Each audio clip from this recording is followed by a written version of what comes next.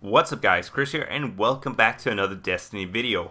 Today's video is a review of the Trials of Osiris hand cannon obtained through playing in the Trials of Osiris. Now I got mine from the lighthouse with solar damage and also did some PvE with it. I usually don't do much PvE for these reviews, but there will be some opinions on this gun in PvE at the end of the video. However, this gun is mainly a PvP gun and therefore the review is mainly going to be focusing on PvP. So getting into the stats of the weapon, this hand cannon type is a balanced type. It fires slower than the Word of Crota, it's weaker than Timber Slash. It is very similar to the Fatebringer and Red Hand 9 in fire rate and impact. As a matter of fact, it's the exact same. In PvP, you'll be doing 86 damage to the head and 57 damage to the body. This means you'll be doing 3 to 4 shot kills and you only need 1 headshot to get a 3 shot kill.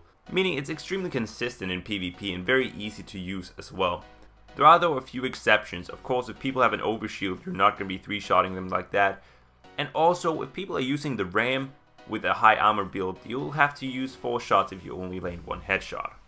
The range is great for a hand cannon. It's not spectacular in that sense, but I never noticed any damage drop off in PvP.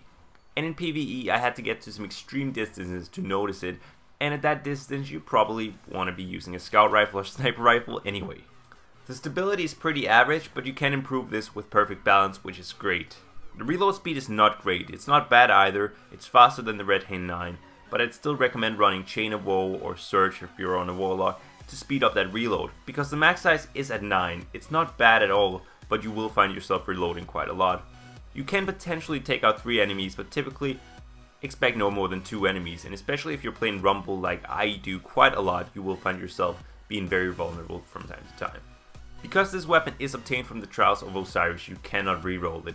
However, you probably don't want to reforge it anyway.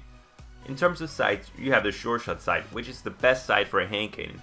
It gives better target acquisition, aka aim assist, with a slight penalty to the stability which you will not notice and a slight boost to the reload speed.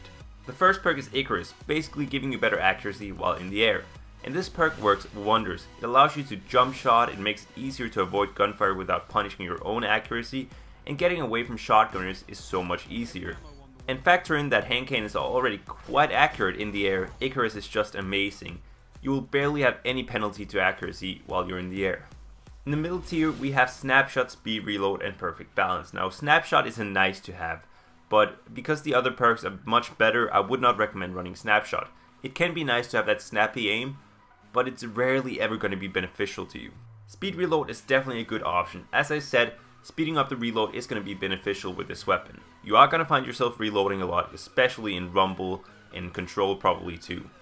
However, Perfect Balance is by far the best option. It makes it so much easier to hit your target and it fits well with the other perks.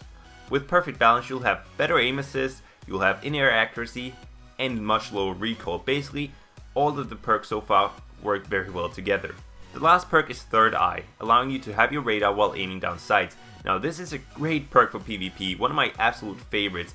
It is wasted in PvE, but in PvP it saved me on multiple occasions. It's such a great perk for Rumble and Skirmish, but also for Control where there's a lot of chaos going on, and it's not available on any other hand cannon.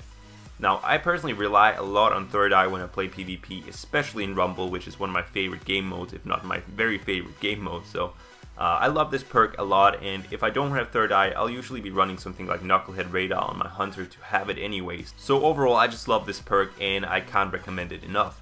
So as you see, all the perks kind of play in together. Short Shot, Icarus, and Perfect Balance will allow you to hit your shots so much better, and Third Eye will just give you that extra awareness that you need in PvP.